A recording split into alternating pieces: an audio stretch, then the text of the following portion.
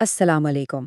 کبھی سوچا ہے کہ سیاروں کی چال ہماری ذہنی صحت پر بھی اثر انداز ہو سکتی ہے؟ آج ہم ایک ایسے ہی دلچسپ ماخذ کا جائزہ لینے والے ہیں جو علم نجوم کی روشنی میں بتاتا ہے کہ اپنی ذہنی توانائی کو کیسے بڑھایا جائے۔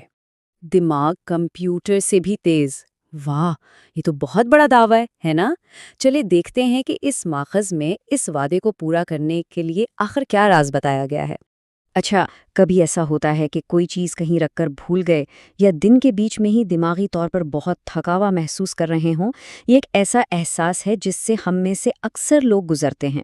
یہ ماخذ کہتا ہے کہ اس کا تعلق ستاروں سے ہے اور اس کا حل بھی وہیں موجود ہے۔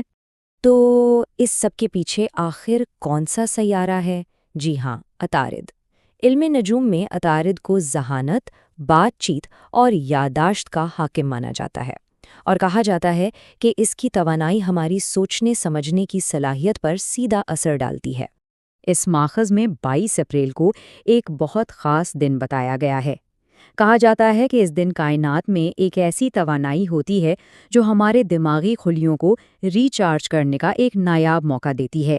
لیکن اس موقع سے فائدہ اٹھانے سے پہلے یہ سمجھنا بھی ضروری ہے کہ آج کے دن کچھ چیلنجز کیا ہو سکتے ہیں جن سے یہ ماخذ ہمیں خبردار کرتا ہے۔ تو دیکھیں، اس مواد میں آج کے دن کے لیے کچھ چیلنجز بھی بتائے گئے ہیں۔ پہلا ہے اوور تھنکنگ، یعنی ضرورت سے زیادہ سوچنا، جو ہماری ساری ذہنی توانائی نچوڑ لیتا ہے۔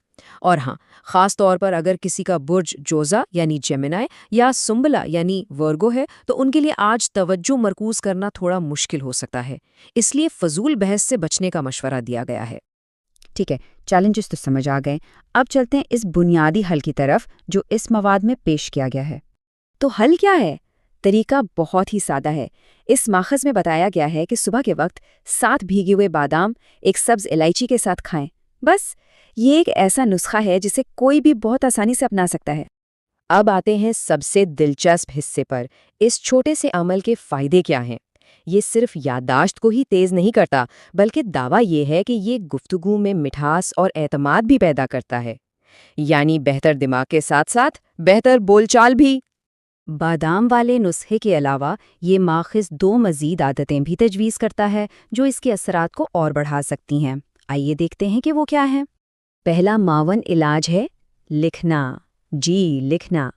کہا جاتا ہے کہ جب ہم کچھ لکھتے ہیں تو ہمارا دماغ پوری طرح سے ایکٹیو ہو جاتا ہے۔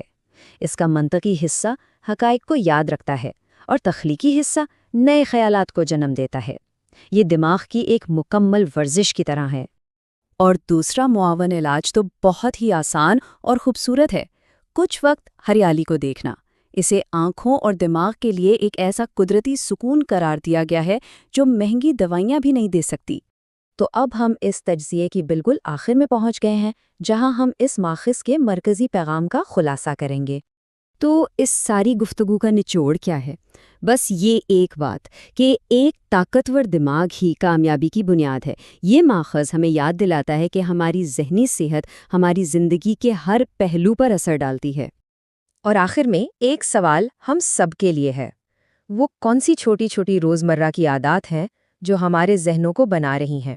چاہے کوئی علم نجوم پر یقین رکھتا ہو یا نہیں، یہ ایک ایسا اہم سوال ہے جس پر ہم سب کو ضرور سوچنا چاہیے۔